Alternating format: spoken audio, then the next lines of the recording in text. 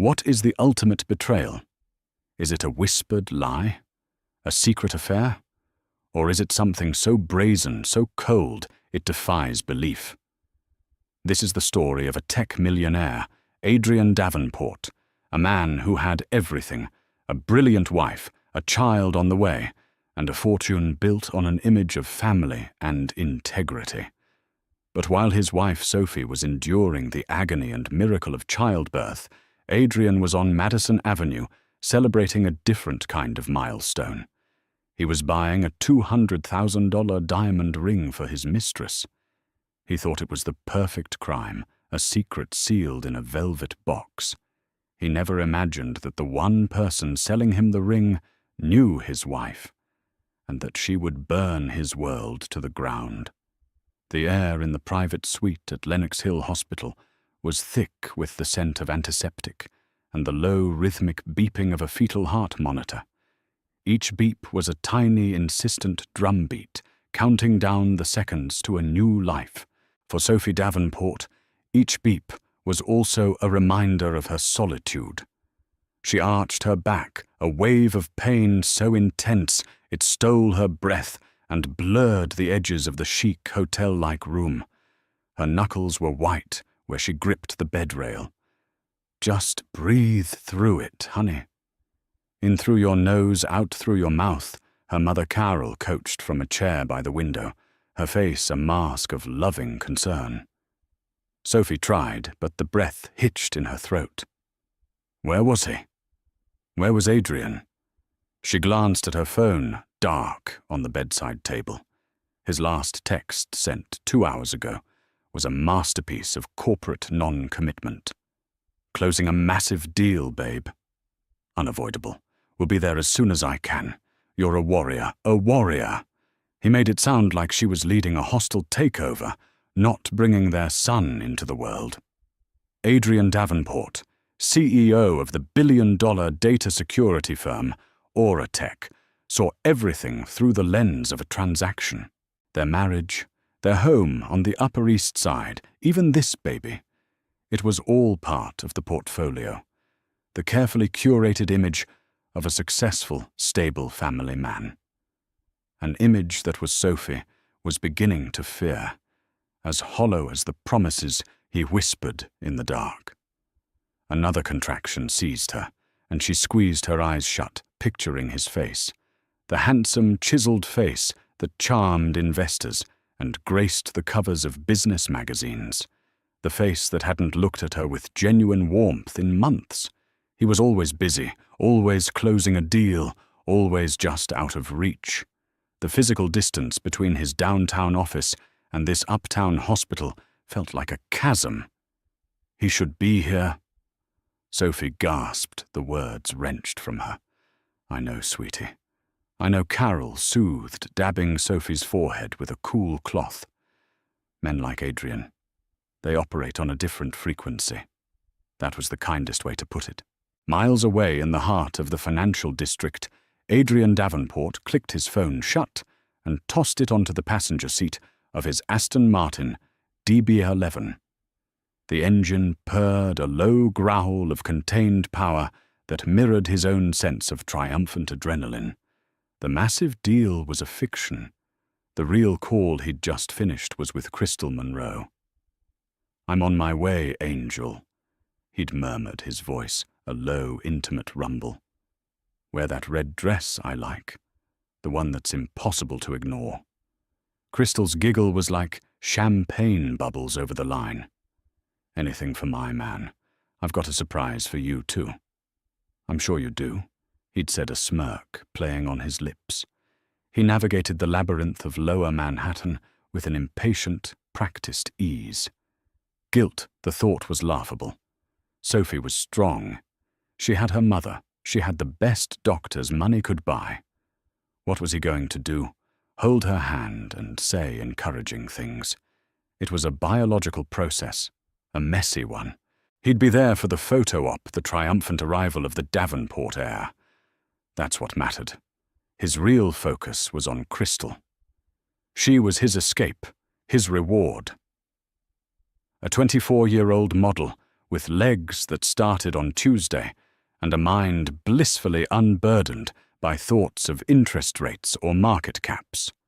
She was the human equivalent of his sports car, sleek, expensive, and thrillingly uncomplicated. Sophie, with her background in art history and her quiet, observant nature, had been the perfect partner for his ascent. She was class, pedigree, stability. But Crystal was the spoils of war. He pulled up in front of her Soho apartment building, the car's metallic graphite paint gleaming under the late afternoon sun. She was waiting a vision in crimson silk. She slid into the car, bringing with her a cloud of heady perfume and the electric charge of her presence. "Hello, handsome," she purred, leaning over to kiss him. Her lips were soft, her kiss hungry. "Where are you taking me?" "Madison Avenue," Adrian said, pulling smoothly into traffic. "I think it's time we celebrated our 6-month anniversary." Her eyes, a calculated shade of sapphire blue, widened. "Oh, Addie, you didn't have to." "Of course I did," he said, his hand finding her silk-clad thigh. "A woman like you deserves to be decorated." He felt a vibration in his pocket, a text from his mother-in-law. "Contractions are 5 minutes apart. The doctor thinks it will be soon. Please hurry, Adrian." He glanced at it and slipped the phone back into his pocket, his hand returning to Crystal's leg. Some things could wait.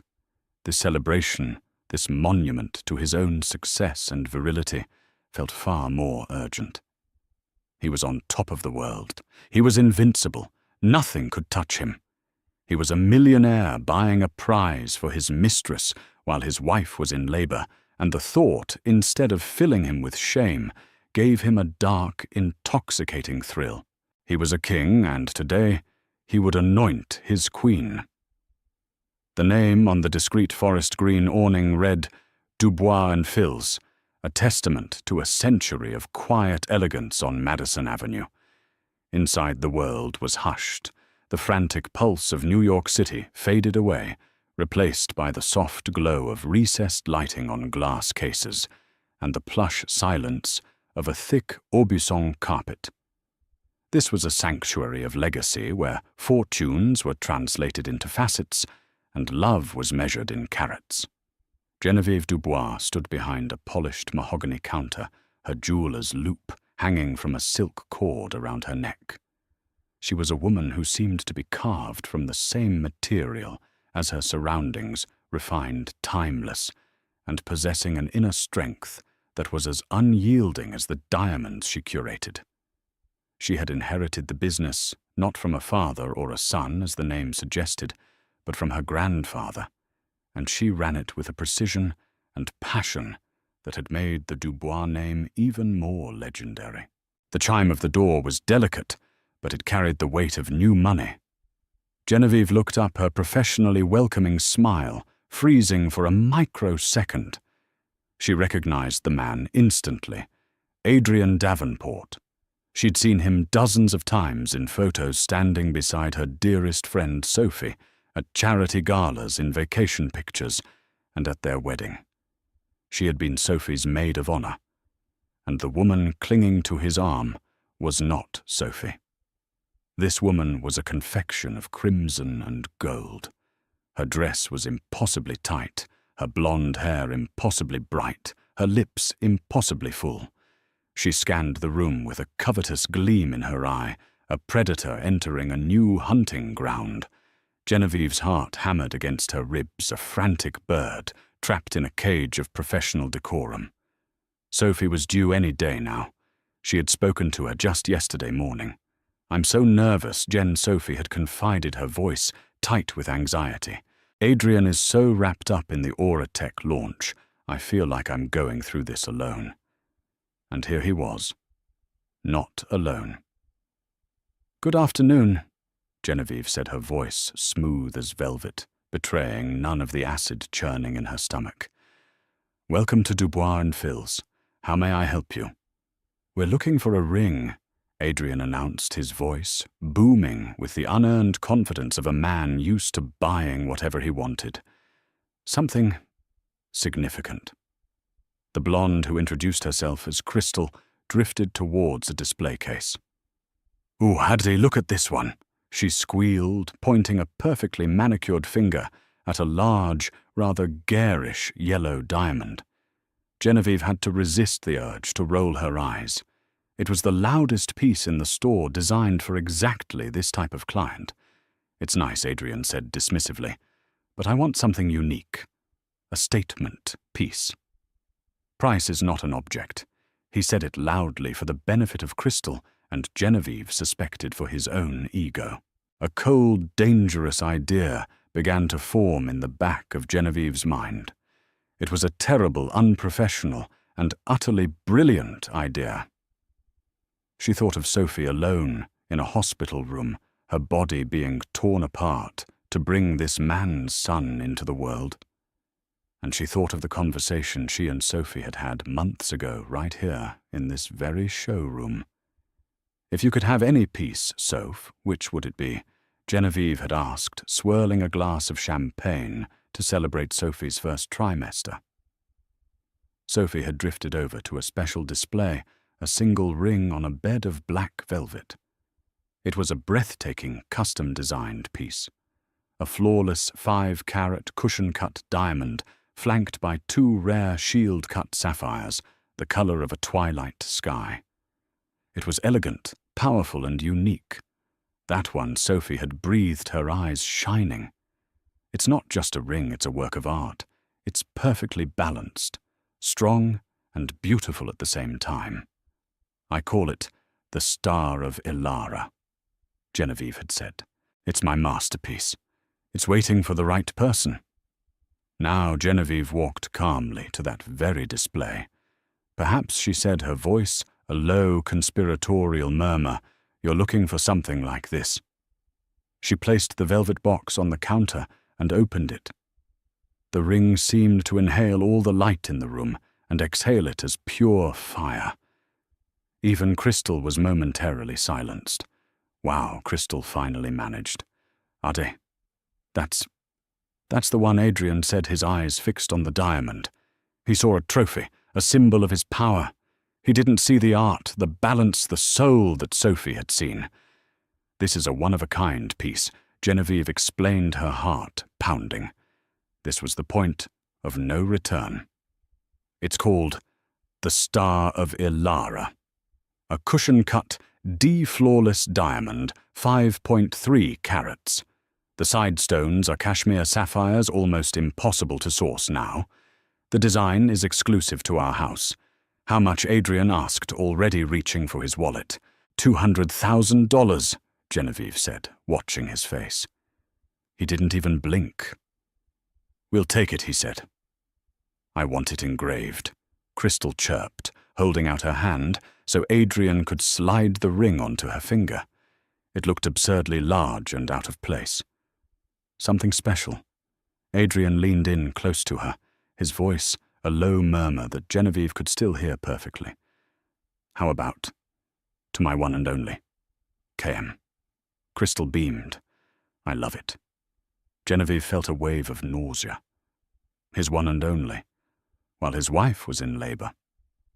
The sheer breathtaking cruelty of it solidified her resolve. She was no longer just Sophie's friend. She was her avenging angel. Of course, Genevieve said, her pen poised over a receipt. "The engraving will take about an hour. You can come back for it, or I can have it couriered to you this evening." She needed the time. "We'll come back," Adrian said. "Gives us time for a celebratory drink."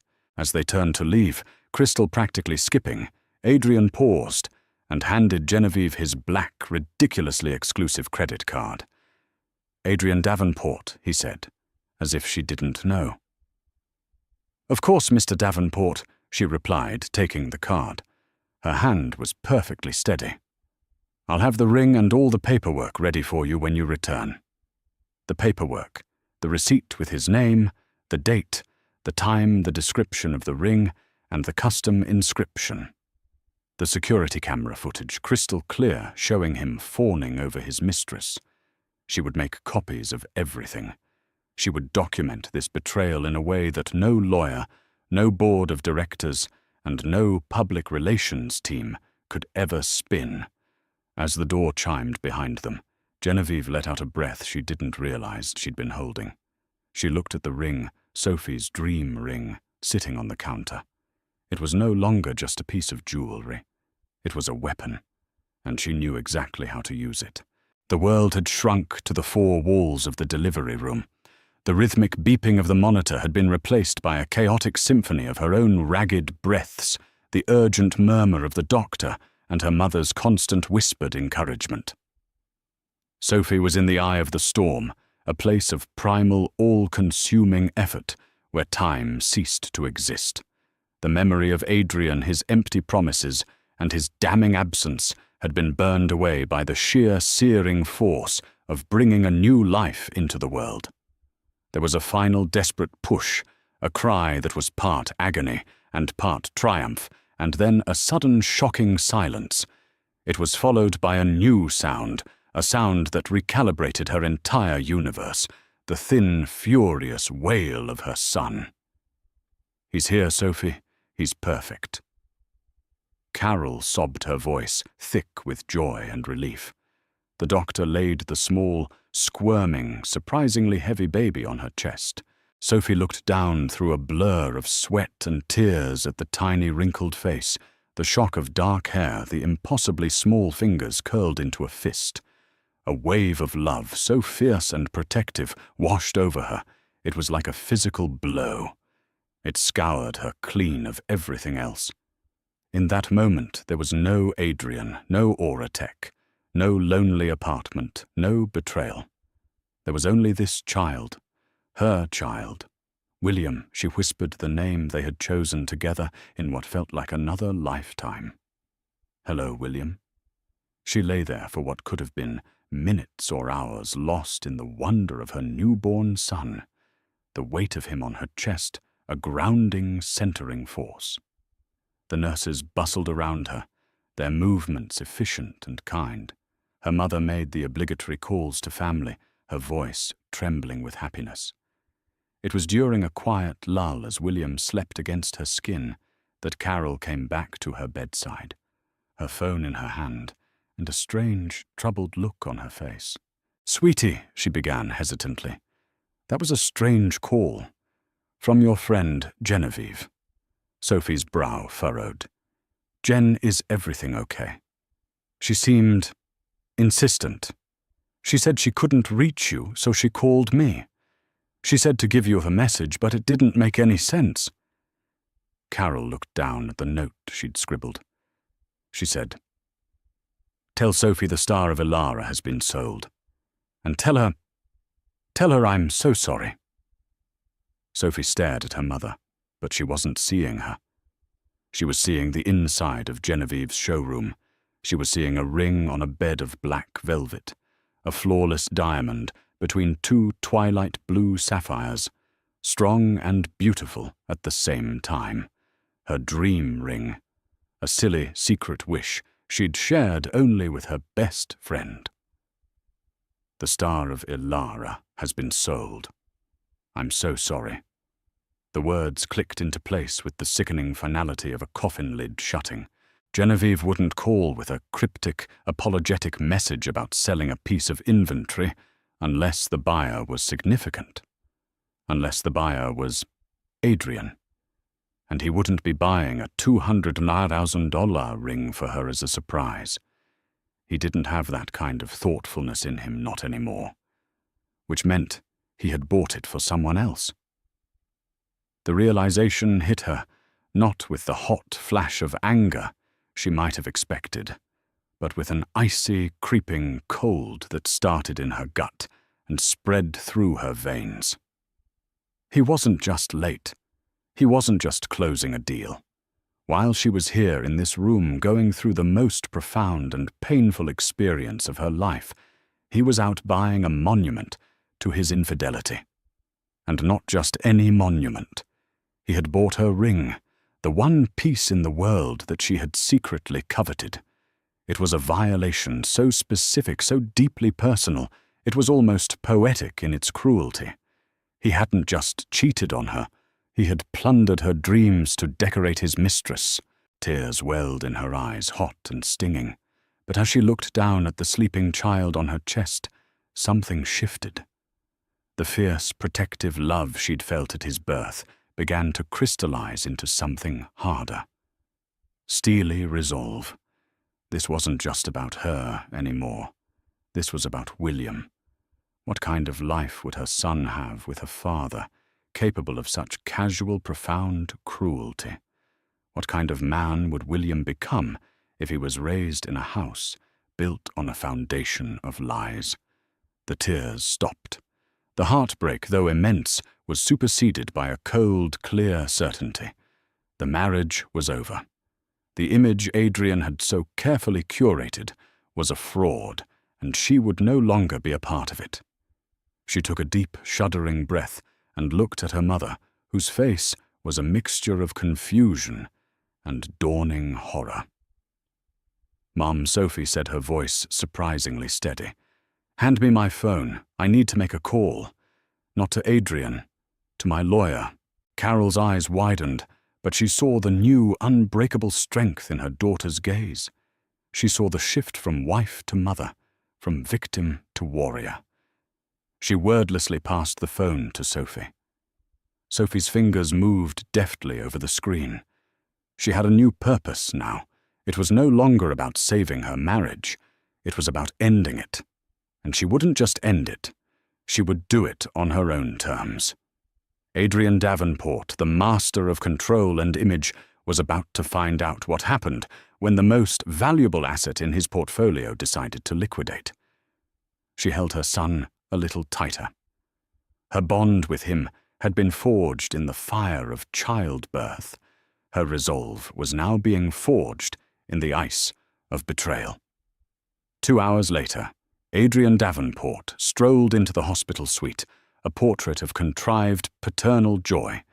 He carried a ridiculously large bouquet of white lilies and a small, elegantly wrapped box from Cartier. He had timed his arrival perfectly, or so he thought after the mess, but in time for the glory. "There's my champion," he boomed, striding over to the bed. He leaned down to kiss Sophie, but she turned her head slightly, so his lips landed on her cheek. He barely noticed his eyes already on the bassinet. "And there he is," he said, peering down at William. "The next CIO of Auratech. He has the Davenport chin." He beamed a man thoroughly pleased with his own creation. Sophie watched him, a scientist observing a particularly odious specimen under a microscope. The love she'd once felt for him had been cauterized, leaving behind only a barren, aching scar. In its place was a chilling clarity. She saw every false note in his performance, every self-congratulatory gleam in his eye. "His name is William," she said, her voice flat. "William Davenport. Strong name. I like it." Adrian nodded approvingly. He then turned to her, presenting the Cartier box with a flourish. "A little something for all your hard work. A push present, I believe they call it." Sophie opened it. Inside was a diamond tennis bracelet. It was beautiful, expensive, and utterly impersonal. It was the kind of gift a man gives when he wants to tick a box, a transactional offering for services rendered. A year ago, she might have gushed. Now she felt nothing but a hollow echo. "Thank you, Adrian," she said, her voice devoid of emotion. She set the box on the bedside table, next to her untouched cup of tea. Adrian frowned, a flicker of annoyance crossing his face. He had expected tears of gratitude, effusive praise. Sophie's cool detachment was unsettling. "Are you okay? You seem tired." "I just gave birth." She said the words like chips of ice. "I am tired." He backed off, attributing her mood to hormones and exhaustion. He spent the next hour taking photos, posting a carefully worded announcement on his social media about being humbled and overjoyed to welcome his son and fielding congratulatory calls from his board members. He was performing the role of the proud new father, and Sophie let him. She watched, she listened, and with every fake smile and self-important pronouncement, the fire of her resolve burned hotter. A confrontation here, in the sanctity of this room where her son was born, would be a desecration. It would be messy, emotional. It would be on his terms. No, her revenge would be like her pain, cold, precise, and utterly devastating. It would not be an emotional outburst. It would be a strategic demolition. The next day, a discreet courier package arrived for Sophie at the hospital. It was from Genevieve. Inside there was no note. None was needed. There was a slim USB drive and a set of high-resolution glossy prints. Sophie plugged the drive into her laptop. It contained everything. The full time-stamped security footage of Adrian and Crystal in the showroom. Close-ups of Crystal trying on the ring, her face alight with avarice. Audio of Adrian dictating the inscription, "To my one and only, KM." There was also a scanned copy of the final receipt, Dubois and Fils, sold to Adrian Davenport. Item, the Star of Ilara custom ring. Total, 250 euros. The final damning detail was a high-definition photograph Genevieve had taken of the finished ring before Adrian picked it up, the cruel inscription clearly visible on the inner band. Sophie printed everything and placed the documents and photos in a large manila envelope.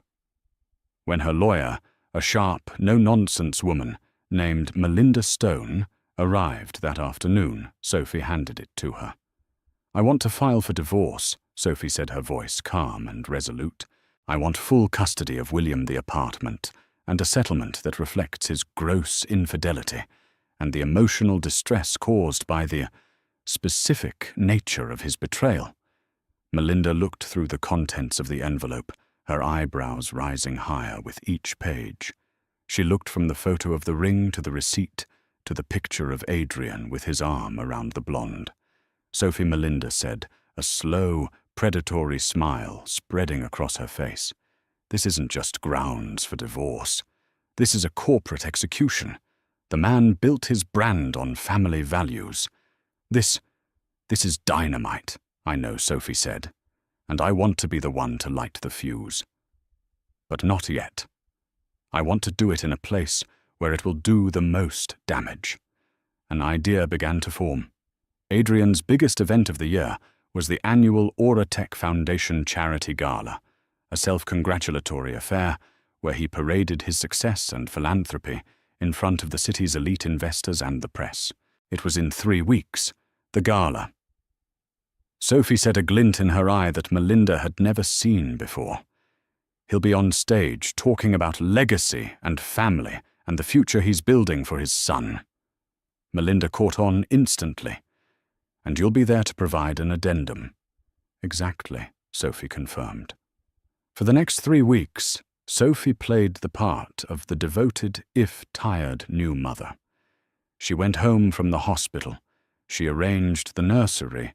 She allowed Adrian to play the doting father for the cameras and his family. He mistook her silence for forgiveness, her compliance for weakness. He had no idea that he wasn't living in a peaceful home. He was living on a timed explosive. Sophie, with the help of Genevieve and Melinda, was planning every detail of the unveiling, from the technical setup to the legal fallout. She was no longer just a wife or a mother. She was becoming the architect of her own liberation. The grand ballroom of the Pierre Hotel was a glittering spectacle of wealth and power. Crystal chandeliers dripped light onto tables laden with orchids and champagne flutes. The air hummed with the conversation of New York's financial titans, tech moguls, and socialites. This was Adrian Davenport's kingdom, and the Auratech Foundation Charity Gala was his coronation. He stood at the podium on the grand stage, bathed in a warm spotlight. A massive screen behind him displayed the Auratech logo over a soft focus image of a happy, generic family. He was in his element, his voice resonating with practiced sincerity as he spoke of corporate responsibility of building a better future of legacy. And when I look at the future, he said, his voice swelling with emotion, I no longer see just data points and market shares. I see the face of my son, William. A murmur of approval went through the crowd. Everything I do now, every success we achieve at Auratech, is to build a legacy of integrity and strength for him. It is for my family. He paused for effect, letting the applause wash over him. It was at that moment, as the sound began to subside, that a side door opened. A collective gasp rippled through the front rows. Sophie Davenport stood there, a vision in an emerald green gown that highlighted the fire in her auburn hair. She was not the pale, exhausted new mother Adrian had left at home. She looked regal, powerful, and utterly serene. In her arms she held a sleeping baby, William wrapped in a cashmere blanket. Adrian froze his smile, faltering. What was she doing here? She was supposed to be at home. With a calm, deliberate grace, Sophie walked towards the stage, her heels clicking softly on the marble floor. She handed William to a woman Adrian recognized as her mother, who was waiting discreetly near the front, then ascended the few stairs to the stage. The room fell into a stunned, absolute silence. Adrian, darling, Sophie, said, her voice amplified by the microphone he'd just been using. It was smooth as silk, yet carried a deadly chill. That was a beautiful speech. About legacy. About family. She walked to his side, placing a hand on his arm. He could feel the tension in her grip, a current of pure electricity. He tried to smile to play it off, but his face felt stiff, a plastic mask. You're so right, she continued, addressing the silent, captivated audience. Legacy is everything, and so are the gifts that celebrate it. Adrian has been so generous. He gave me this lovely bracelet when William was born. She gestured to the Cartier piece on her wrist. But he was even more generous with his other gifts. Adrian's blood ran cold. He knew with a sudden, gut-wrenching certainty what was about to happen. He believes in celebrating milestones, Sophie said, her voice unwavering. For example, just 3 weeks ago, while I was in labor, bringing our son into the world, Adrian was celebrating a very special 6-month anniversary. He marked the occasion with a truly spectacular gift. She gestured to the tech booth at the back of the room. On the massive screen behind them, the Auratech logo dissolved. It was replaced by a crystal-clear high-definition image. It was security footage from Dubois and Fils. It showed Adrian, his arm draped possessively around Crystal Monroe, who was preening for him in her tight red dress. The crowd gasped. People pulled out their phones, the small red lights of recording buttons blinking to life all over the ballroom. He bought a ring. Sophie's voice narrated calmly, as the image on the screen changed to a professional photograph of the Star of Ilara. A one-of-a-kind piece, a symbol of devotion. The screen changed again, this time, to a close-up of the sales receipt. Adrian Davenport's name was clearly visible. The date, the day William was born. The total, 214,750 euros. A low, shocked murmur spread through the room like a virus. Adrian's board members stared, their faces ashen. But the most touching part, Sophie said, her voice dripping with lethal sarcasm, is the personal inscription he chose. The final image filled the screen. A macro shot of the inside of the ring's band, the elegant script perfectly legible. To my one and only. K.M. In the audience, Crystal Monroe, who had been seated at a minor table in the back, turned white and tried to sink into her chair. But it was too late. All eyes were on the screen, then on Adrian, then flicking around the room to find the mysterious KM. Adrian stood paralyzed, his face a mottled canvas of disbelief and fury. He looked utterly destroyed, exposed and humiliated in front of everyone who mattered to his world. "So I'd like to thank my husband for this lesson in integrity." Sophie concluded, her voice ringing with clarity and power. "He has shown me exactly what his legacy is worth. And it's not a legacy I want for my son." She turned to look directly at him, her eyes burning with a cold fire he had never seen before. "My lawyer has already filed the divorce papers, Adrian, citing adultery. We have all the evidence we need, as you can see. Enjoy your party." With that, she turned her back on him, walked off the stage, collected her son from her mother, and without a single backward glance, exited the ballroom. She left behind a maelstrom of chaos. Reporters were shouting, investors were staring at Adrian with open contempt, and the symphony of his meticulously constructed life was crashing down around him in a deafening crescendo of consequences. 6 months later, the dust had not so much settled as it had been swept away by a hurricane of change. The fallout from the Auratech Gala was immediate and brutal. The video of Sophie's speech, captured on 100 iPhones, went viral within hours. Davenport's downfall became a trending topic. The Auratech board, facing a PR nightmare and a stock price in freefall, convened an emergency meeting. Adrian was forced to resign as CAO, his name and image now irrevocably tarnished. His personal life was an even greater wreck. The divorce was swift and merciless. Armed with the irrefutable evidence Genevieve had provided, Melinda Stone had torn through Adrian's assets.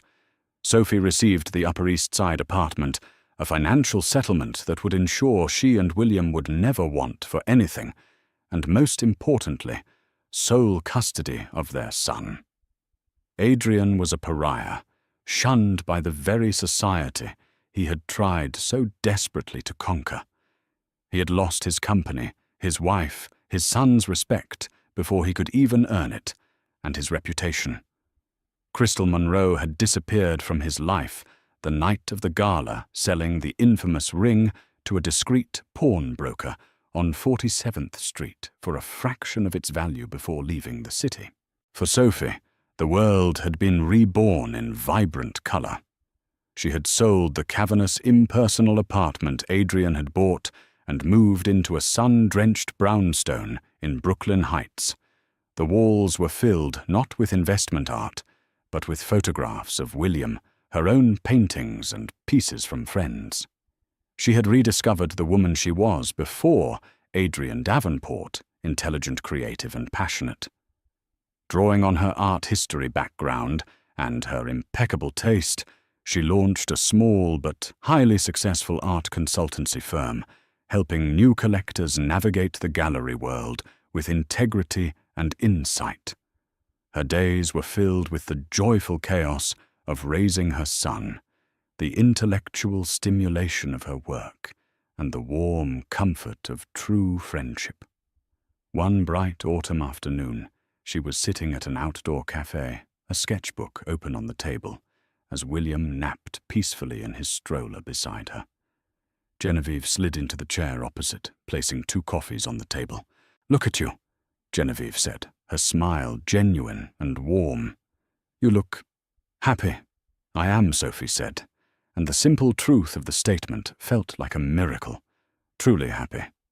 And I owe so much of it to you, Jenin." "Nonsense." Genevieve waved a hand dismissively, though her eyes shone with pride. "You saved yourself. I just handed you the key." She paused, then reached into her handbag and pulled out a familiar, dark green velvet box. She pushed it across the table towards Sophie. Sophie's breath caught. She knew what it was. She opened it slowly. There, nestled on the velvet, was the star of Ilara. It still seemed to capture all the light in the world, but it looked different to her now. The fire in the diamond, and the deep blue of the sapphires no longer felt like a stolen dream. How Sophie whispered. "I have my sources," Genevieve said with a small smile. "A colleague in the diamond district knew the piece was mine. He called me when a panicked blonde came in to sell it. I bought it back. I had the inscription removed. It's clean now." Sophie stared at the ring. It was a piece of art that had been caught in the crossfire of a terrible betrayal. It had been a weapon, a piece of evidence, a symbol of everything she had lost. But looking at it now, she saw something else. She saw the strength of her friendship with Genevieve. She saw the moment she chose to fight for her son's future instead of crying over a broken marriage.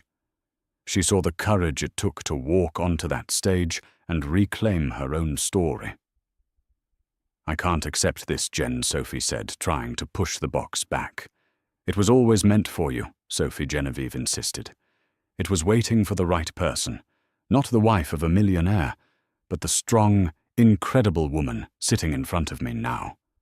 It's not a symbol of what he did. It's a symbol of what you overcame." Sophie looked from the ring to her sleeping son, his small chest rising and falling in a peaceful rhythm. Genevieve was right. The ring's story hadn't ended with Adrian's betrayal. It was just beginning. She slipped the ring onto the fourth finger of her right hand. It fit perfectly. It wasn't a symbol of a marriage, but a declaration of her own worth.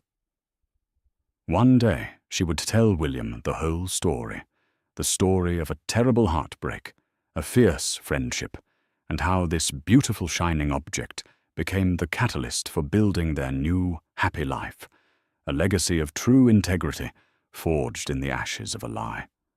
2 years passed. In the relentless churn of New York City, 2 years is an eternity. Scandals fade, fortunes shift, and lives are rebuilt on the rubble of what came before. For Sophie Davenport, these 2 years had been a renaissance. Her art consultancy, Davenport and Dubois Fine Art Advisory, a partnership she insisted on to honor Genevieve's role in her liberation, was thriving. She had become a respected name in the art world, known for her keen eye, her fierce integrity, and her unwavering support of emerging artists. Her brownstone was a home filled with laughter light and the happy babbling of her son William, a bright, curious toddler with his mother's auburn hair and a smile that could melt glaciers. Adrian Davenport, on the other hand, had become a ghost. A cautionary tale whispered at cocktail parties. After his public immolation, he had retreated from the city, selling his remaining assets and living in a state of self-imposed exile in a sterile glass house in the Hamptons. He was a king without a kingdom, a man whose identity had been so intrinsically linked to his success that its absence had left him hollow. He had his court-ordered supervised visits with William, stilted awkward affairs in a neutral playroom monitored by a court-appointed social worker. He was a stranger to his own son. The past, however, is never truly gone. It lingers in echoes waiting for a moment of quiet to make itself heard. The quiet moment came in the form of a legal letter. Adrian was petitioning the court to modify their custody agreement. He wanted unsupervised weekend visits. He wanted to be a father. Sophie's initial reaction was a cold dread, the muscle memory of past betrayals. But it was quickly replaced by the calm, protective resolve that was now her default state. This was not about her and Adrian anymore. This was about William. Her lawyer, Melinda Stone, advised a meeting. "Let's see what he has to say, Sophie. Let him make his case to you first. It shows the court you're being reasonable, and it gives us a measure of the man he is now." She agreed. A neutral location was chosen, the cafe in the lobby of the Lowell Hotel. It was quiet, discreet, and achingly familiar. It was a place they had gone for celebratory brunches in the early days of their marriage a lifetime ago. Sophie arrived first, choosing a small table in a secluded corner. She was dressed in a tailored navy blue blazer, cream silk blouse, and trousers her work uniform, a quiet armor of competence. On her right hand, the star of Ilara caught the soft light, sending out sparks of blue and white fire. It was a part of her now, a constant, tangible reminder of her own resilience. She felt no anxiety, only a strange, detached curiosity. Who was the man she was about to meet? He arrived 5 minutes later, and the change in him was jarring. The swagger was gone. The bespoke suit he wore, though still expensive, seemed a size too large for his frame. He was thinner, and the sharp lines of his face had been softened by a perpetual weariness. The predatory gleam in his eyes had been replaced by a haunted, hollow look. He looked diminished. Sophie, he said, his voice, softer than she remembered, almost hesitant. He slid into the chair opposite her. Adrian, she replied, her tone polite but cool. She didn't offer a smile. Thank you for meeting me. A waiter appeared, and the awkwardness was palpable as they both ordered coffee. For a few moments they sat in a silence, thick with unspoken history. He broke it first. You look well. Very well. It was an attempt at his old charm, but it fell flat, a ghost of a gesture. I am well, she said simply. My life is full. William is thriving. She went straight to the point. Melinda received the petition from your lawyer. I have to be honest, Adrian. I have serious reservations. He flinched slightly at her directness, but nodded as if expecting it. I know. I understand why you would. But I've changed, Sophie. The last 2 years, they've been instructive. Instructive how she asked, her gaze unwavering. This was not a social call, it was an evaluation. I lost everything he said, looking down at his hands on the table. The company, the money, the respect. I thought those things were me. I spent my whole life building that facade, and when it crumbled there was nothing left underneath, just emptiness. He looked up, and for the first time she saw something raw and genuine in his eyes. I had to sit in that emptiness. I went to therapy. I read books that weren't quarterly reports. I did the work. I know how pathetic that sounds. It doesn't sound pathetic. Sophie interrupted, her voice softening almost imperceptibly. It sounds necessary, but it doesn't automatically make you ready to be an unsupervised parent to a 2-year-old. I know that, he said quickly. But Sophie, he's my son. I see him for 2 hours every other week in a room full of plastic toys with a stranger taking notes. I'm a line item in his life. I want to show him the ocean. I want to teach him how to throw a ball. I want him to know that his father loves him, that I'm not the monster you showed the world I was. The word monster hung in the air between them. It was the first time he had ever come close to acknowledging the depth of his actions. The world saw what you did, Adrian, Sophie said, her voice dropping to a near whisper, but losing none of its steel. I didn't create the monster. I just pulled back the curtain. You were buying a ring for your mistress while I was giving birth.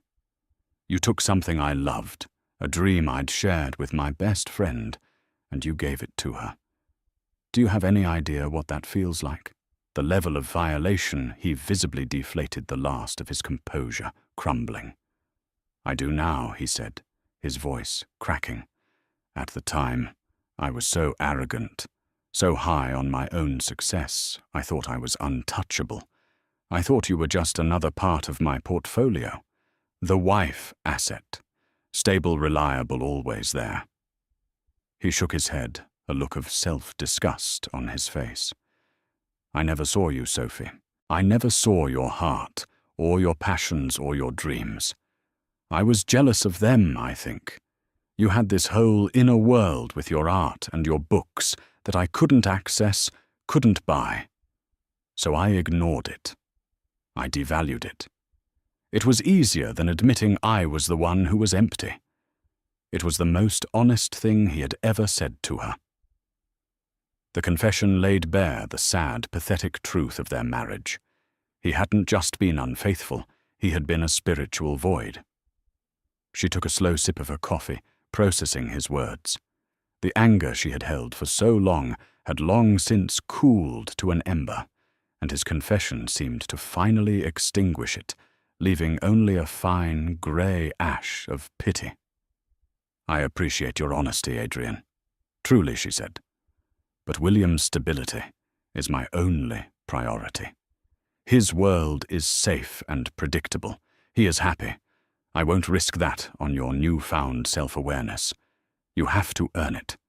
Not with words, but with actions. Over time, a long time." He looked defeated, knowing she was right. His gaze drifted down to her hand, resting on the table. He froze. His eyes widened in disbelief, fixing on the magnificent ring that adorned her right hand. "Is that—" He breathed, unable to finish the sentence. His face was a mask of confusion and pain. To him, that ring was the ultimate symbol of his downfall, the catalyst for his public execution. He couldn't comprehend why she would wear it. Why? Why would you wear that to remind me, to punish me? Sophie looked down at the ring, turning her hand so the facets caught the light. A small, serene smile touched her lips. "Oh, Adrian," she said, and her voice was not unkind. It was the voice of a teacher explaining a simple fundamental truth to a slow student. "You still don't get it, do you? This has nothing to do with you anymore." She leaned forward slightly, her eyes meeting his. "You think this ring is about your betrayal, about your mistress, about your lies, but you're just a footnote in this ring's story now. You think you gave this ring to a woman, you never possessed it. You just transferred funds. You were merely the broker in its journey to its rightful owner." She held up her hand. "Genevieve gave me this ring. My courage gave me this ring. The life I built for my son out of the wreckage of the one you tried to destroy gave me this ring. It doesn't symbolize your sin. It symbolizes my salvation. Every time I look at it, I'm not reminded of your weakness. I'm reminded of my strength. I'm reminded that my happiness, my security, and my legacy are things I build with my own 2 hands, not things a man signs a check for." Adrian stared at her, utterly silenced. He was seeing her for the first time, not as his wife, not as the mother of his child, but as a complete and sovereign person, untouchable and whole without him. The last vestige of power he thought he held over her, the power of their shared traumatic history, had just evaporated. She had taken the very weapon he had used against her and reforged it into her own crown. He slowly nodded, a final profound understanding dawning in his hollow eyes. "I see," he whispered. He stood up, leaving his untouched coffee on the table. "You're right. I'm not ready.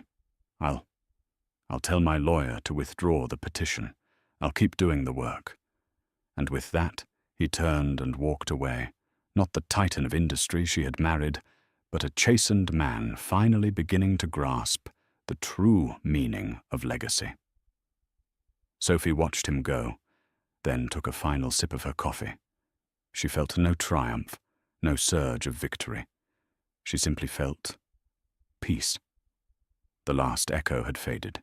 The final ember had gone cold. She paid for the coffees, walked out of the hotel into the bright afternoon sun, and headed home to her son, her future, brilliant and limitless, and entirely her own. The story of Sophie Davenport isn't just about infidelity. It's a powerful testament to the fact that our lowest moments can become the foundation for our greatest strengths. It shows that true wealth isn't measured in dollars or carats, but in courage, integrity, and the unbreakable bonds of real friendship. Sophie's journey from a heartbroken wife to a triumphant architect of her own life reminds us that we all have the power to rewrite our own narratives, to turn symbols of pain into badges of honor. If this story of resilience and ultimate justice resonated with you, please help us share it. Give this video a like to show your support for stories of strength, and share it with someone who might need a reminder of their own power. Don't forget to hit that subscribe button and turn on notifications so you won't miss our next real-life story. What did you think of Sophie's revenge? Let us know in the comments below. They called him the man who could buy the world.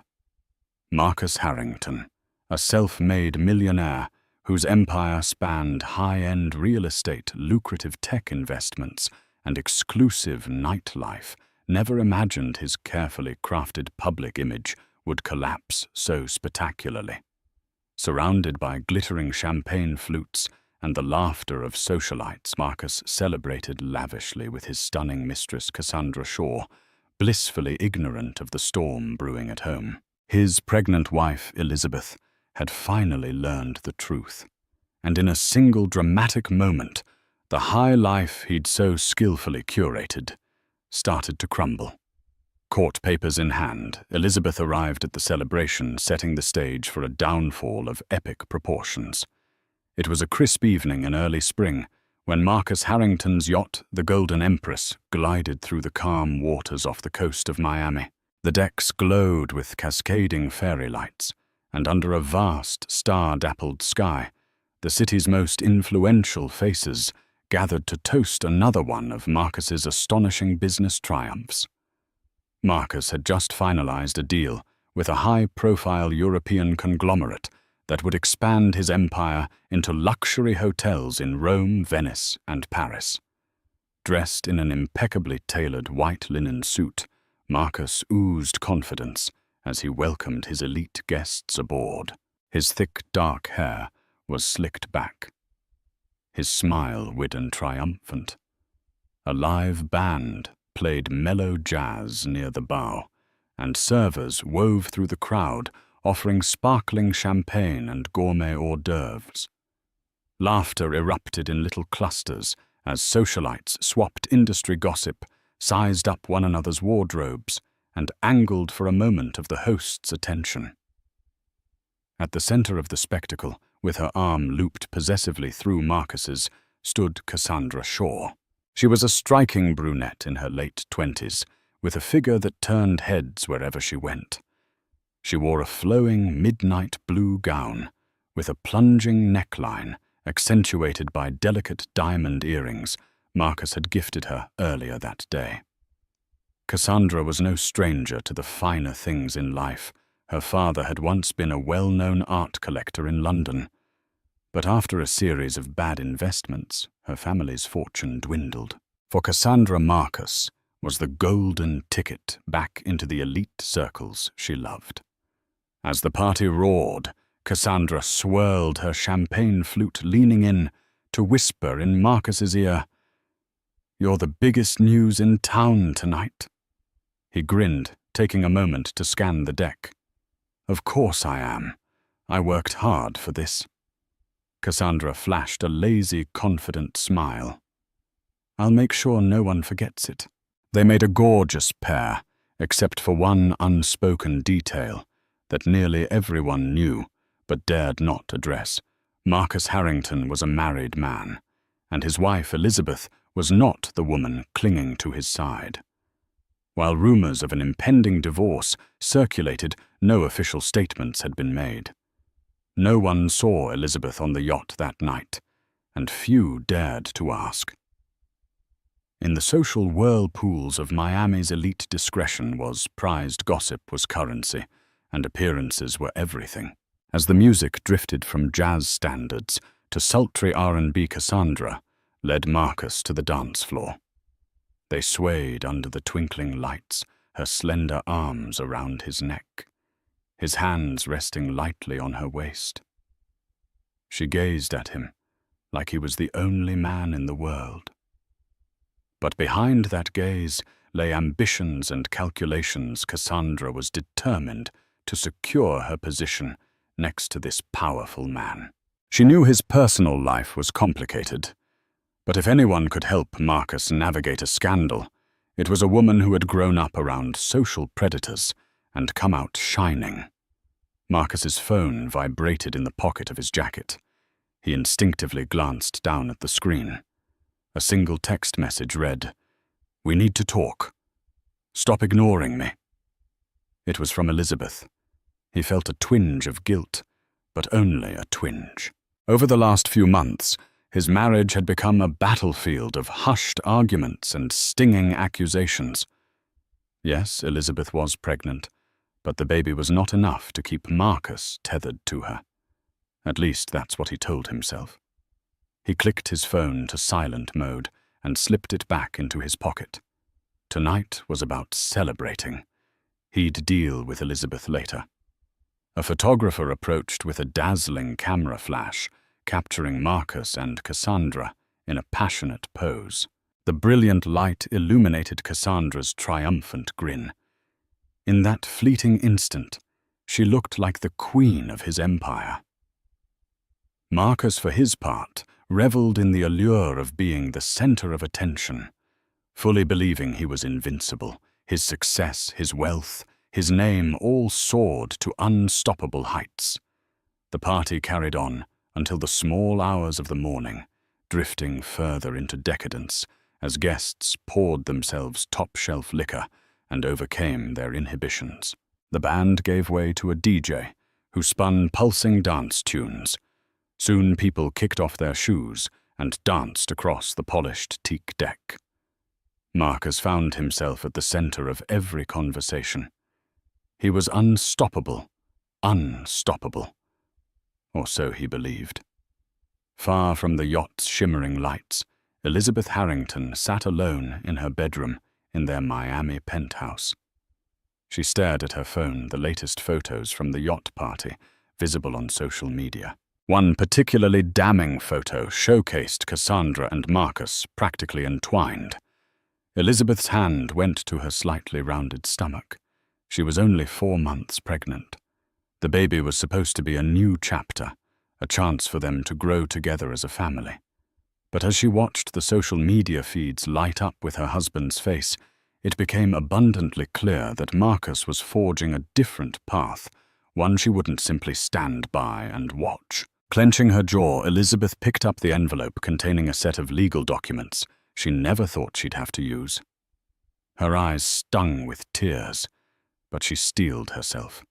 She had always been a woman of quiet dignity, taught not to make a scene. But enough was enough. Tonight would be the turning point. The final betrayal had just been plastered all over social media. Tomorrow, when the party spilled into the next day's brunch or the next social engagement, Marcus would realize he was not invincible, not above consequence. Because Elizabeth Harrington was about to serve him legal papers that would rip his glamorous bubble to shreds. Elizabeth Harrington, née Elizabeth Carnegie, was born into a wealthy family in New England. She had the poise and refinement of a woman raised in a stately Boston brownstone, with parents who valued education, discretion, and compassion. When Elizabeth met Marcus at a Harvard Business School fundraiser, sparks flew. She was drawn to his ambition and to the aura of excitement that surrounded him. He in turn adored her intelligence, her fortitude, and yes, the impeccable family name that guaranteed he would never be dismissed as a social climber. Their courtship was swift but sincere. Within a year they were married in a grand ceremony at the Carnegie estate. Marcus was a rising entrepreneur, and Elizabeth was the unwavering support system he needed. For the first few years, their marriage blossomed under the bright lights of success. They became a power couple. He thrived in the cutthroat world of business. She managed philanthropic endeavors, hosting charity galas that drew celebrities, politicians, and the biggest names in finance. Everything changed when Elizabeth discovered she was pregnant. Initially, Marcus seemed overjoyed by the news. He held her and whispered in her ear that she would be the most beautiful mother in the world. They planned to convert one of the penthouse's spare rooms into a nursery. Elizabeth imagined a future filled with baby laughter, holiday gatherings, and perhaps fewer late nights at the office for Marcus. But as her belly began to swell, so did the distance between them. Marcus took on more international projects, traveling to London and Paris under the guise of global expansion. Over time, Elizabeth saw photographs of those trips. Cassandra Shaw was in too many of them, hiding in the background or standing among a group of colleagues just behind Marcus. At first, Elizabeth convinced herself it was a coincidence. But when social media posts showed Marcus and Cassandra at a private gallery opening in London, an event Elizabeth had no idea he'd attended, her suspicions turned into certainty. As the weeks passed, Elizabeth gathered evidence. She documented suspicious hotel receipts, the phone calls he never returned, the late-night text messages, and the constant presence of Cassandra on every important business trip. Slowly, heartbreak gave way to anger, and anger gave way to resolve. When Elizabeth confronted Marcus about Cassandra, he offered half-baked excuses and changes of topic. "You're being paranoid," he'd say. Or, "She's just an investor, a friend, or the ultimate dagger to Elizabeth's heart. I'm not going to sabotage a major deal because you're insecure." The final blow arrived when Elizabeth found a lacy black dress in the trunk of Marcus's sports car, a size too small to be hers. Marcus had no explanation. "It's a gift for you," he insisted, but Elizabeth recognized Cassandra's perfume. The coil of betrayal tightened, and Elizabeth knew that saving the marriage was no longer about a gentle conversation over dinner. There would be no heartfelt apologies from Marcus, no conciliatory gestures. The man she had married had morphed into someone driven by ego greed and a lust for unending admiration. So Elizabeth took her heartbreak and turned it into fuel. She hired the best divorce attorney in Miami, a formidable woman named Linda Alvarez, known for her relentless pursuit of justice for wronged spouses. Linda was not shy about digging into Marcus's financial records or questioning his business associates. She prepared a set of documents that would not only file for divorce, but also ensure Elizabeth's financial security, and crucially the security of her unborn child. Sitting in her bedroom that night after seeing Marcus dance with Cassandra on that damned yacht, Elizabeth's tears dried up. A resolute calm settled over her. She decided that the next time she saw Marcus, she would not stand by quietly like the naive society wife she used to be. She'd face him, hand him those court papers herself, and watch as the life he thought was so secure came undone. She refused to be a victim of his carelessness any longer.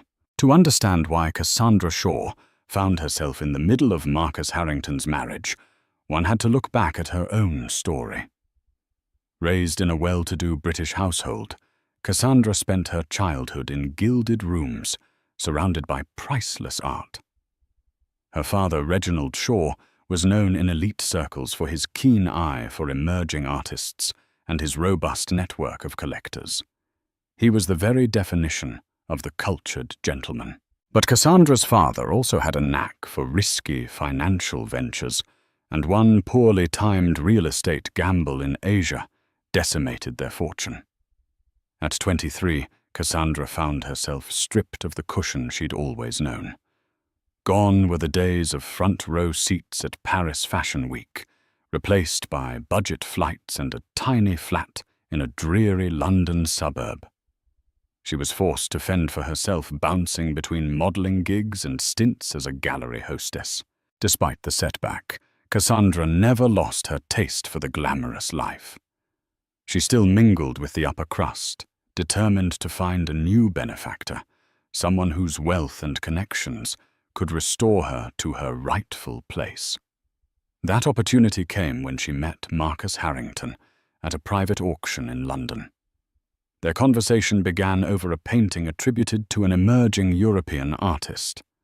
Cassandra recognized the piece as an imitation her father had taught her enough to spot forgeries. Marcus was about to bid an absurd sum for it. With a coy smile, Cassandra whispered a warning that saved him from throwing away $500,000 on a fake. Intrigued, Marcus invited her to dinner.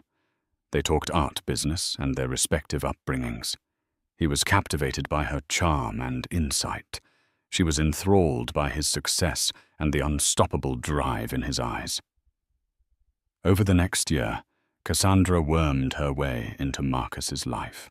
She provided him insider tips on art investments, connected him with high society figures in London, and introduced him to circles that would have otherwise taken him years to break into. Marcus, enamored by Cassandra's intelligence and beauty, began taking her on more trips ostensibly for business, but the lines blurred fast. Soon they were sharing hotel suites and stolen kisses during conferences. It was only a matter of time before gossip trailed them. Cassandra was not content with being just a seed fling. She wanted permanence and status. She knew Elizabeth Harrington was the biggest obstacle. Elizabeth held the title of wife, the respectable position that Cassandra desired for herself. The pregnancy was an unwelcome complication, yet Cassandra saw it as an opportunity, too. If Marcus grew weary of Elizabeth's emotional demands, Cassandra could swoop in and offer him unconditional admiration. She played the part of the perfect companion, never arguing about his late nights, never complaining about his global travel schedule, never demanding more than he was willing to give, at least not yet. But Cassandra had bigger plans, and her father had taught her a vital lesson: always understand the financial playing field before making a move.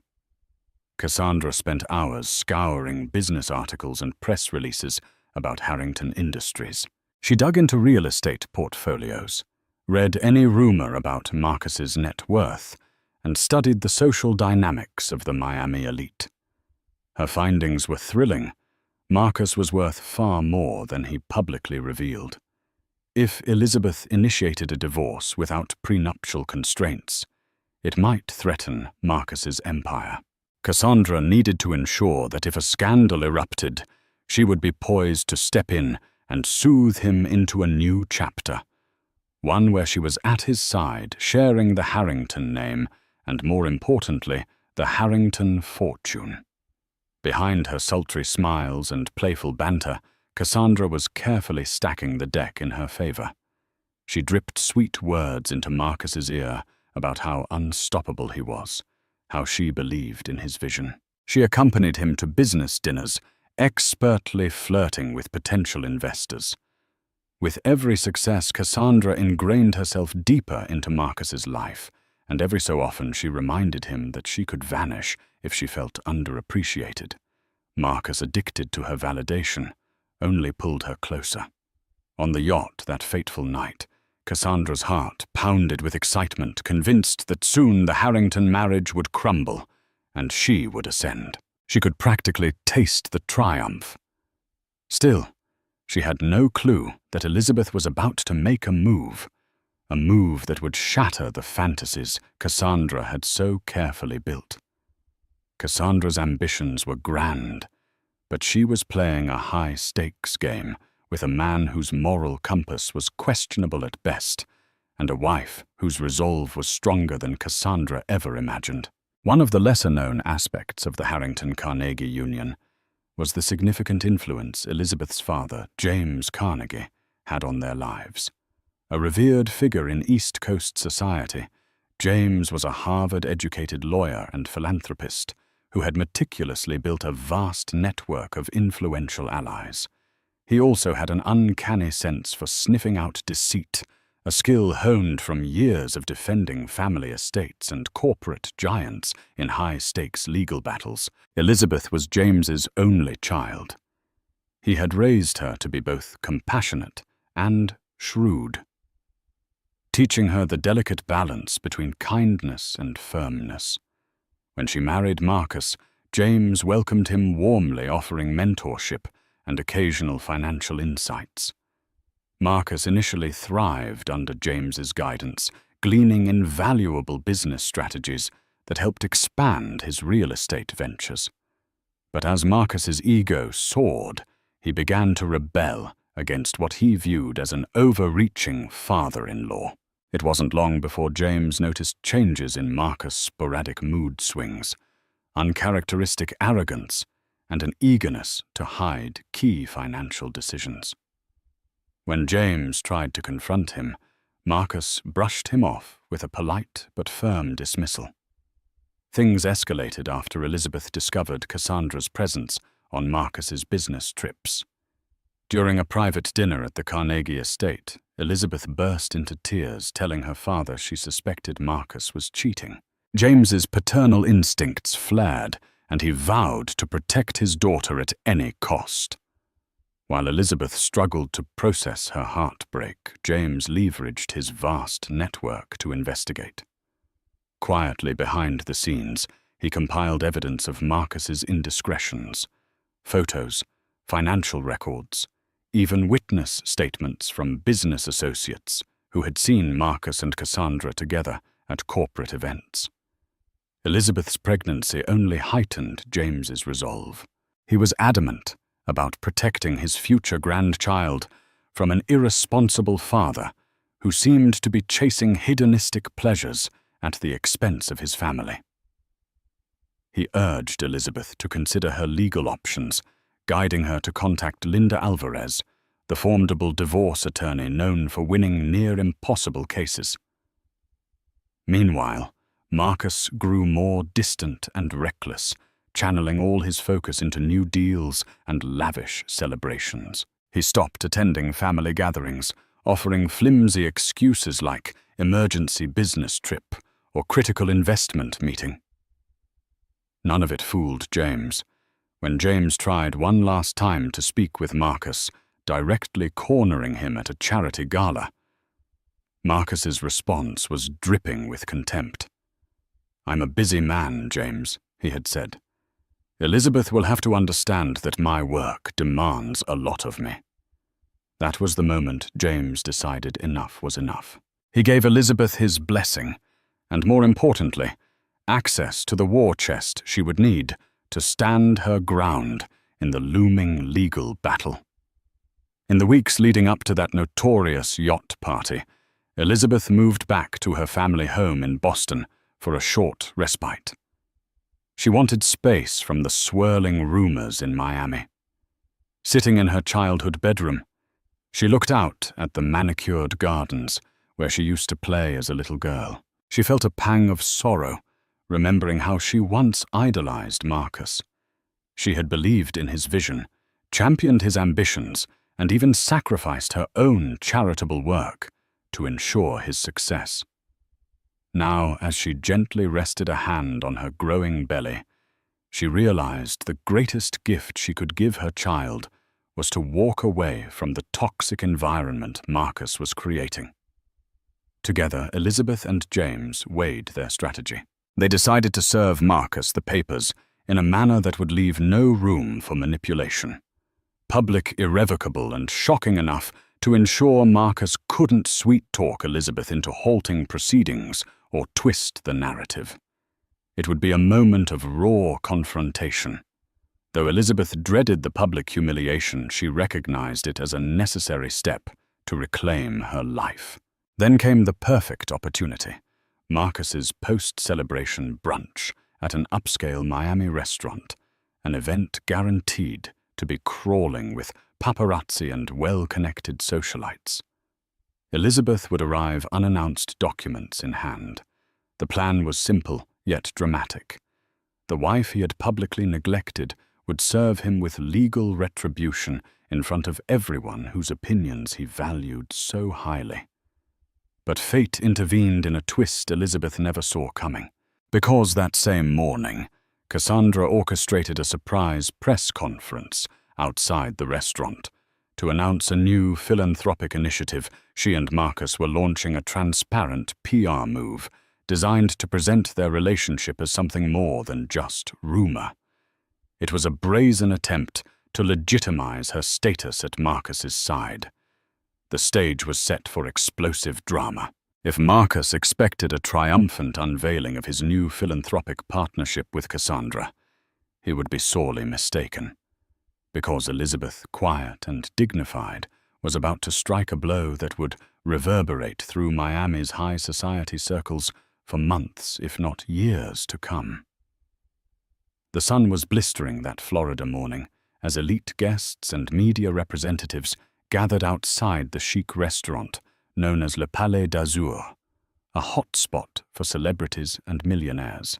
Marcus Harrington pulled up in his gleaming black Bentley, Cassandra perched on his arm like a trophy.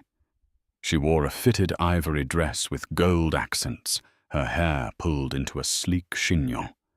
Cameras flashed the moment they stepped out of the car, capturing every angle of the couple's arrival.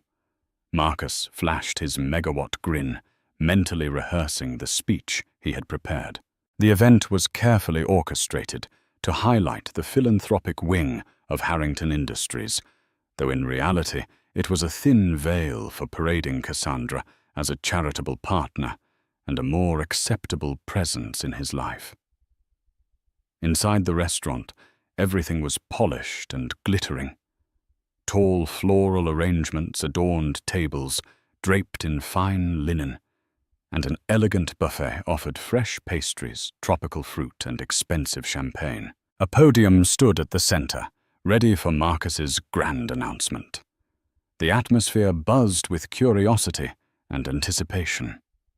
Cassandra placed a proprietary hand on Marcus's shoulder, leaning close to whisper, "Just remember to thank me for my support and for helping with the Foundation's mission." Marcus smirked. "I won't forget." They moved through the crowd, exchanging polite greetings and handshakes with local politicians, philanthropists, and business associates. People marveled at how swiftly Cassandra had become a staple at Marcus's side. Whispers circulated. "Where is Elizabeth?" Some speculated that the Harrington marriage was already over. Others hypothesized that Elizabeth was too embarrassed to make a scene. Right on cue, Marcus stepped up to the podium, tapping the microphone to silence the chatter. "Good morning, everyone." He began, radiating confidence. "Thank you for joining me on this beautiful day. I'm thrilled to announce the launch of the Harrington Shaw Foundation, a new initiative committed to funding art education in underserved communities worldwide. And I owe a special thanks to Ms. Cassandra Shaw for her invaluable role in bringing this vision to life." Applause rippled through the crowd as Cassandra smiled demurely, her eyes fixed on Marcus. She could practically taste the validation. Her name was now linked to his publicly. This was precisely the legitimacy she craved. Then, as Marcus cleared his throat to continue, the restaurant doors opened. A hush fell upon the crowd. Elizabeth Harrington stood in the doorway, her chin held high, her posture as regal as any Carnegie woman's would be. She wore a simple, elegant black dress that accentuated the slight curve of her pregnant belly. The tension in the air was palpable. Cameras pivoted sharply in her direction. Marcus paused, his eyes widening. Cassandra's smile faltered, replaced by a flash of panic. Reporters sensed a bigger story unfolding and started snapping photos of Elizabeth. Elizabeth walked forward, each step purposeful. She locked eyes with Marcus, ignoring Cassandra's presence. At that moment, the hush turned into a near-silent shock. This was the first time Elizabeth had appeared in public with her pregnancy visible, and the first time in months that husband and wife stood in the same room. Beside Elizabeth stood Linda Alvarez, her attorney. Linda's expression was grimly determined, holding a large envelope in her hands. The hush broke. People gasped audibly, and some murmured, "Oh my God!" as Elizabeth took the envelope from Linda and approached the podium.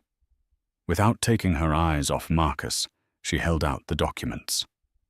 "Marcus Harrington," she said, her voice steady yet resolute. "You've been served." No one in the audience breathed. Cassandra stared frozen, while Marcus's face went from stunned disbelief to barely contained fury. Cameras went wild, capturing each millisecond of the confrontation. It was a public relations nightmare, the exact opposite of the pristine, philanthropic image Marcus had tried to construct. Marcus reached for the envelope, but Elizabeth held it firmly for a second longer before letting it go. "I suggest you read it," she added quietly. With that, she turned on her heel and strode out, Linda following close behind. The reporters exploded into questions and shouted demands, but Elizabeth refused to break stride. Outside, she navigated past the paparazzi, stepping into a waiting SUV. Her heart pounded, but she felt a flood of relief washing over her. Inside Le Palais d'Azur, chaos reigned. Marcus tore open the envelope, skimming the divorce summons and the allegations of marital misconduct. Cassandra tried to place a hand on his arm, but he swatted her away. All the illusions of control he'd held just moments ago evaporated, replaced by the raw reality that his wife, pregnant with his child, had turned the tables in the most public manner possible.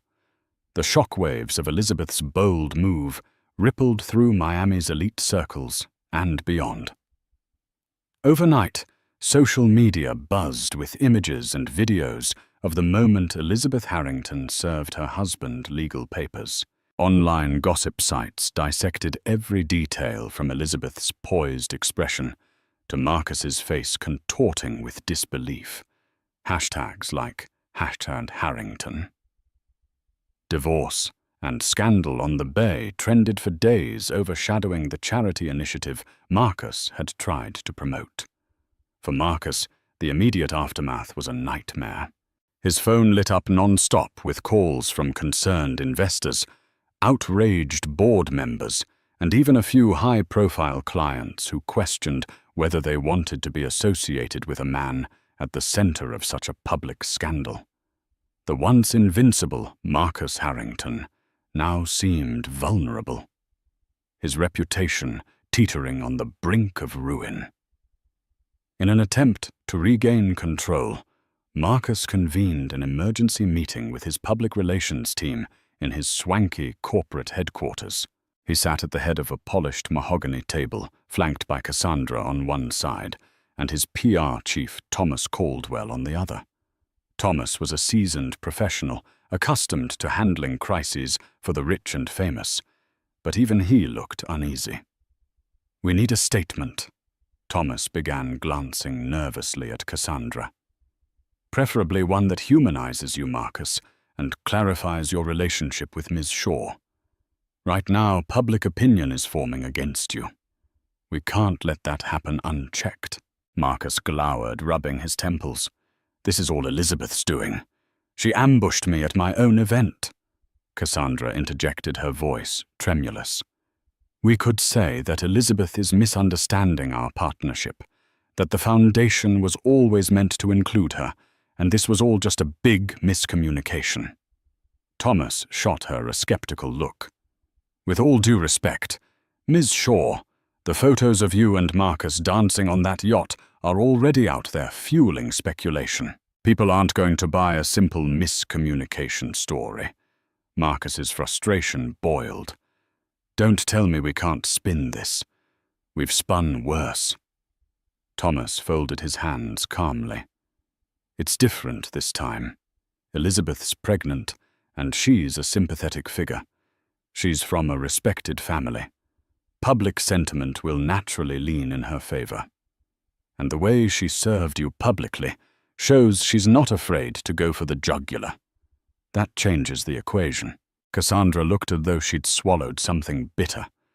She had underestimated Elizabeth's willingness to wage war. In private, Cassandra had imagined Elizabeth to be a delicate, docile wife, too refined to cause a scene. Now the veil was ripped away, revealing Elizabeth to be a formidable force. Cassandra's ambitions wavered for the first time, but she kept her composure. Marcus slammed a fist on the table. "I need solutions." Thomas sighed. "You could apologize publicly for any misunderstanding, affirm your commitment to your child, and propose an amicable resolution. Then maybe you can salvage some goodwill." Marcus scoffed. "I'm not apologizing for living my life, and I refuse to look weak." "That's your decision," Thomas replied evenly. "But be aware the more you refuse to acknowledge your role in this, the worse it could get. Elizabeth has the Carnegie family behind her. If they want, they could drag out every skeleton in your closet." A tense silence fell. Cassandra fiddled with a gold bracelet on her wrist, her mind swirling with doubts. She thought by now Marcus would have a plan, a surefire way to maintain control. But his bravado was faltering, and with it, her own sense of security. Even as Marcus tried to rally his PR team, Elizabeth was quietly meeting with her attorneys, mapping out the next stages of the divorce. She had no desire for a protracted public battle, but she also would not be bullied. Linda Alvarez had uncovered suspicious financial dealings that suggested Marcus was hiding assets overseas.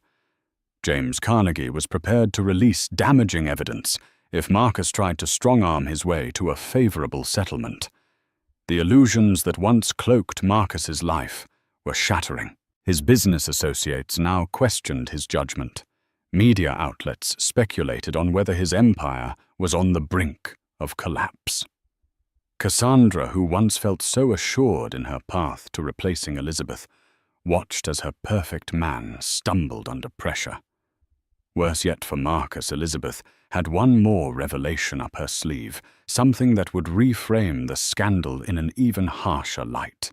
And when the time came to drop that bombshell, not even the might of Harrington Industries could stop the wave of public outrage that followed.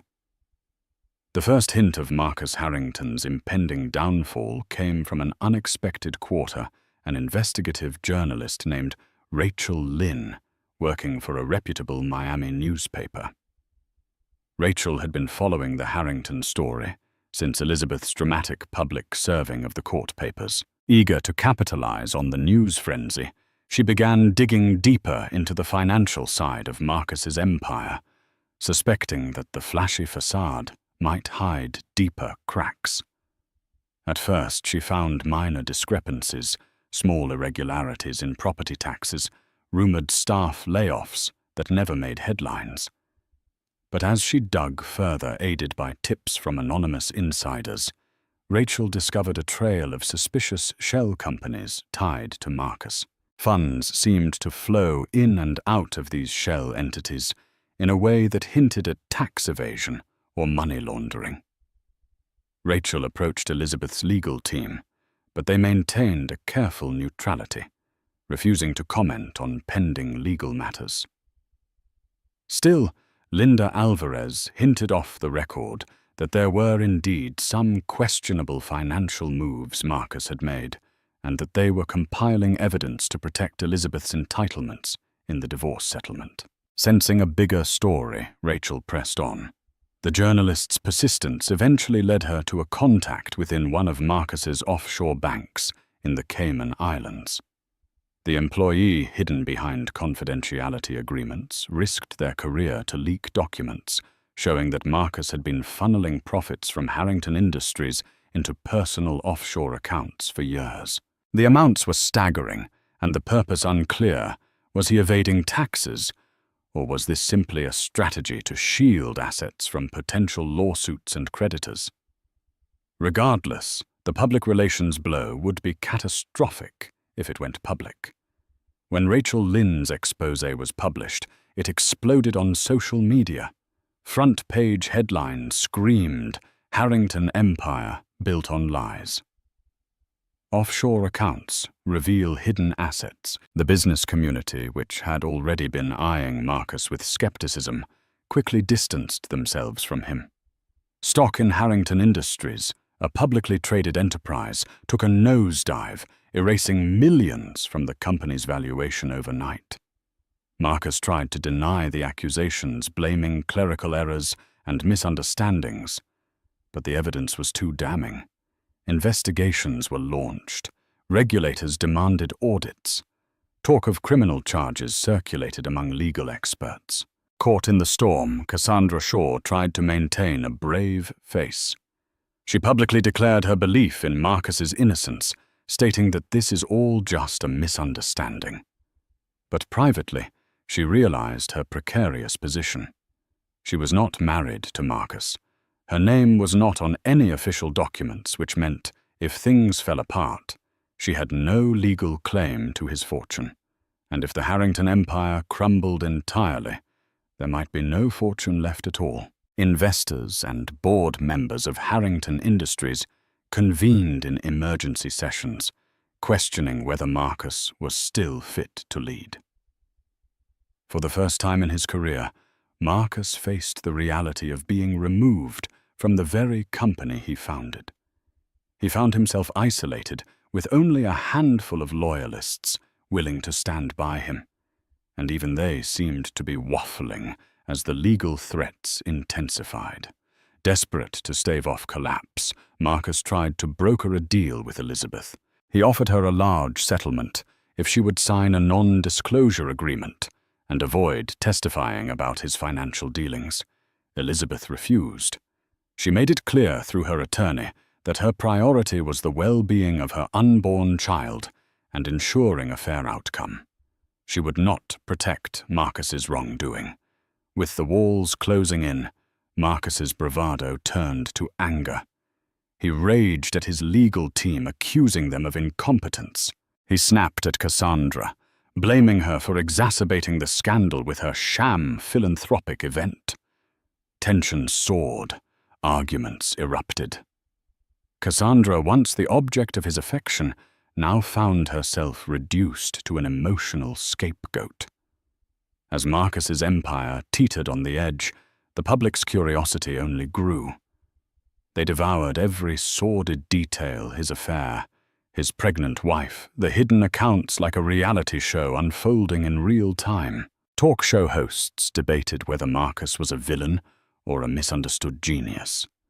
Social media took sides, with many praising Elizabeth for her courage and condemning Cassandra as a cunning opportunist. The final blow came when the FBI announced a formal investigation into Harrington Industries for possible financial crimes. Marcus's phone buzzed incessantly, with calls from lawyers, reporters, and panicked business associates. He realized too late that his carefully constructed life had become a house of cards, collapsing under the weight of his own arrogance and moral failings. And in the quiet corners of her Boston family home, Elizabeth watched the downfall from afar, a whirlwind of relief and sorrow swirling within her. She never wished ill upon the father of her child, but she also knew that Marcus had brought this upon himself. Her only goal now was to protect her baby and find peace in a life no longer shackled by betrayal. In the weeks that followed, the explosive revelations, Marcus Harrington's life unraveled at a dizzying pace. The FBI probe intensified, leading to a federal raid of Harrington Industries' Miami headquarters. Law enforcement officials arrived at dawn, armed with warrants for digital records and emails. They carted out boxes of documents and computer hard drives, ignoring the frantic protests of the remaining executives. News helicopters circled overhead, capturing the moment for national broadcasts. Marcus, typically suave in a tailored suit, was photographed that morning in a wrinkled shirt and disheveled hair, arguing with agents at the front entrance. The image became an instant media sensation, a stark symbol of the downfall of a once mighty titan. Cassandra watched from her own condominium, which Marcus had purchased months ago. She sat curled up on a plush sofa, eyes glued to the TV, as a news anchor described the allegations: securities fraud, tax evasion, money laundering. The anchor speculated about the possibility of prison time. Cassandra's phone buzzed with messages from acquaintances and curious onlookers, some offering fake sympathy, while others asked if she'd known about Marcus's illegal dealings. She felt a chill settle in her bones. For a moment, she considered calling Marcus to offer support. But the truth was, she had her own survival to think about. If Marcus's empire was doomed, how would she maintain her lavish lifestyle? If he was indicted, would she be pulled into the investigation as an accomplice or a witness? Fear mingled with regret. She had bet everything on a man whose throne was now crumbling beneath him. Meanwhile, Elizabeth pressed forward with the divorce proceedings, steadfast in her goal of securing financial stability for her unborn child. The Carnegie family's lawyers were relentless in their negotiations, insisting that Elizabeth be granted a significant portion of any remaining assets, as well as child support and a trust fund for the baby's future.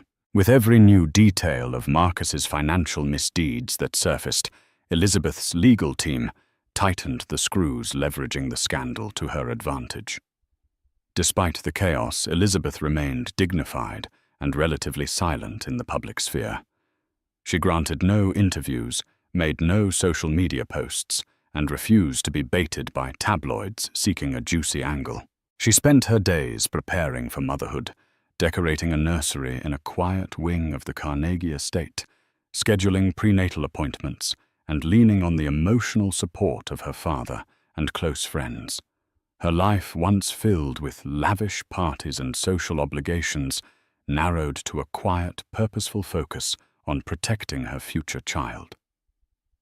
Then came the day of the preliminary divorce, hearing a media circus outside the Miami courthouse. Cameras lined the sidewalks, reporters jostling for position to catch a glimpse of Marcus and Elizabeth.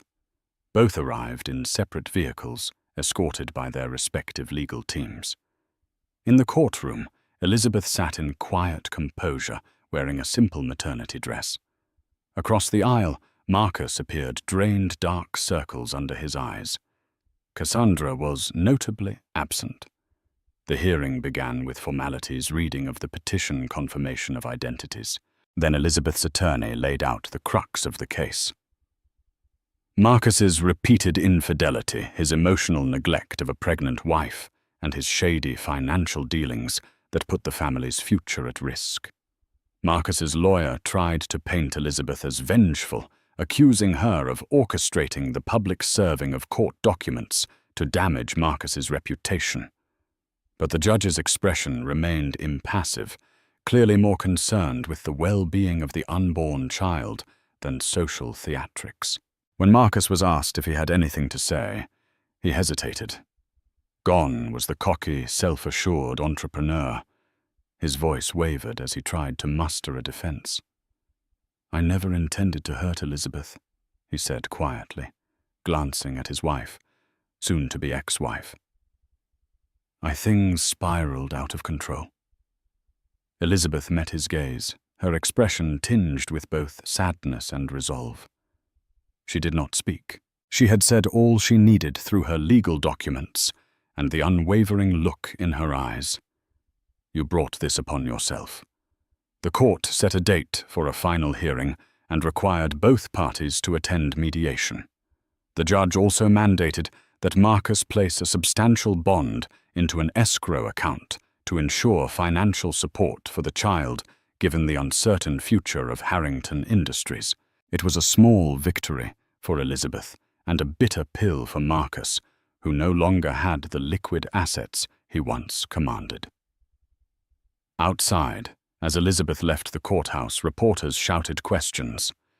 "Elizabeth, Do you have any comment about Marcus's alleged crimes? How do you feel about raising this child on your own? She offered a polite but firm no comment and slipped into her car. Her silence spoke volumes. She was done with the public spectacle. Inside his own SUV, Marcus stared at his reflection in the tinted window. He felt the invisible weight of karma pressing down. All the illusions of invincibility he'd clung to for so long were stripped away. In a matter of weeks, he had lost respect in the business world, faced the possibility of jail time, and risked losing his child's future.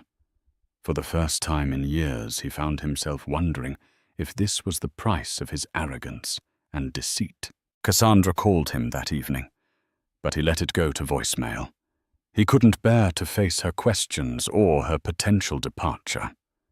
Slowly, Marcus realized that every relationship in his life had been transactional, based on utility and prestige. Now, stripped of power and influence, he was left wondering if anyone truly cared about him at all.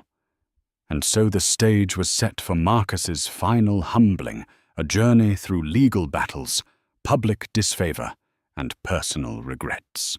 The man who once believed he could buy the world now discovered that some debts demanded payment in kind, and the invoice for his transgressions had arrived with a vengeance. 8 months later, the dust had somewhat settled, though the aftermath still lingered like a slow-moving storm.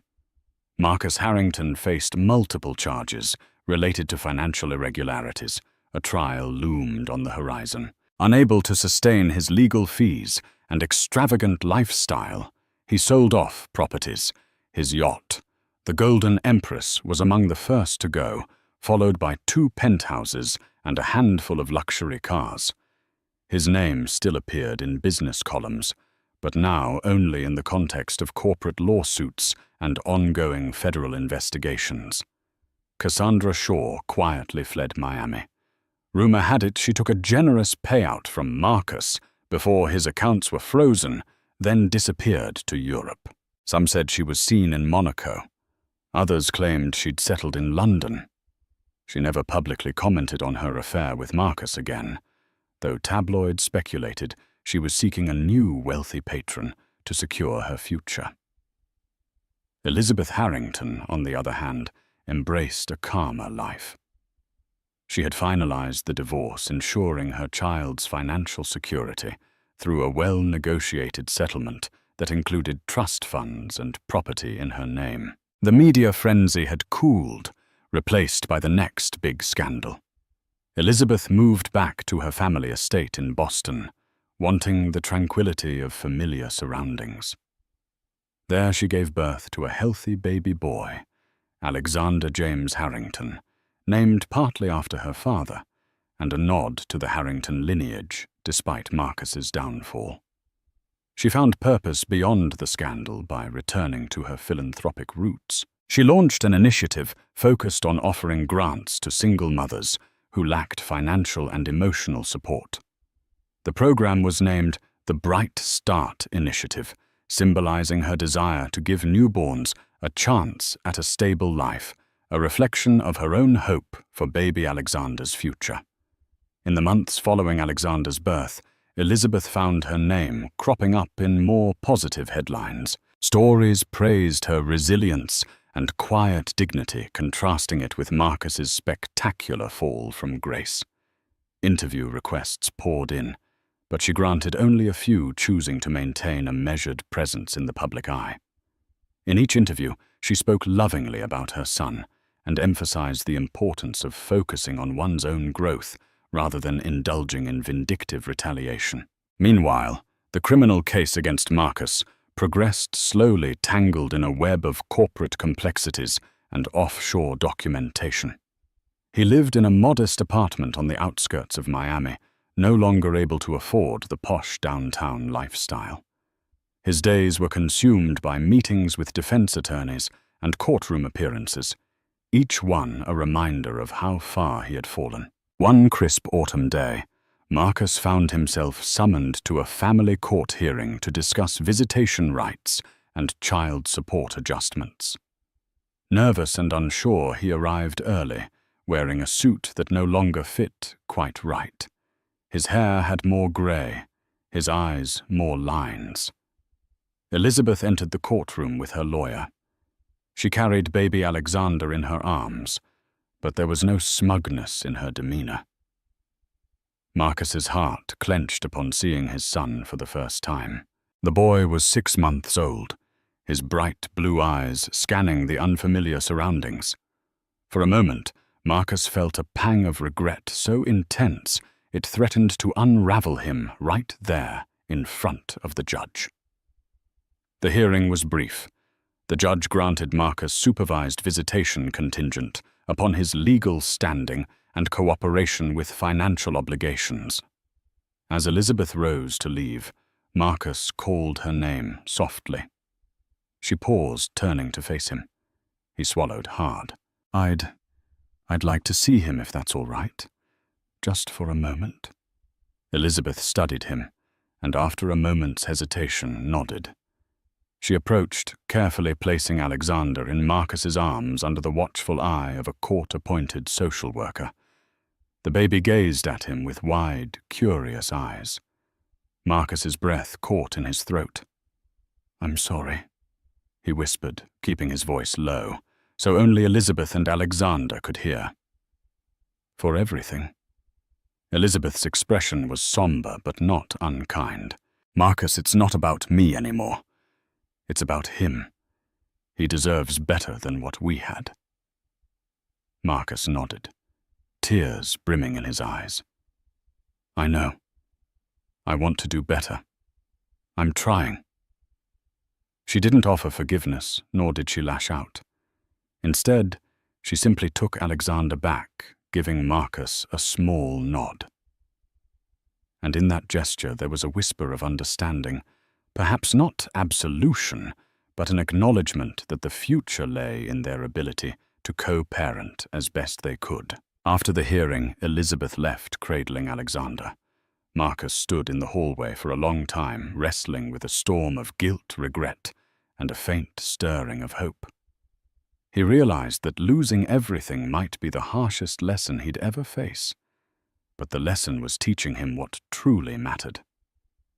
Over the following weeks, Marcus's visitation with Alexander became the sole bright spot in his life. He spent hours reading board books, marveling at every smile and gurgle. Elizabeth remained cordial, setting clear boundaries. Slowly, the rancor between them settled into a steady civility, driven by their shared love for Alexander. No one could say for certain what the future held for Marcus. His trial date for financial crimes still loomed. A prison sentence was a real possibility. But as he held his son, he realized that maybe, just maybe, he had a chance to salvage a part of his humanity. And that, in the end, was the hardest but most vital step toward redemption. And so the tale of Marcus Harrington, once a millionaire, celebrated for his boundless ambition, ends on a sobering note. His grand empire, built on illusion and fueled by arrogance, crumbled under the weight of karma. A scandalous affair, a pregnant wife's courage, and a father-in-law's relentless pursuit of truth exposed every crack in his armor.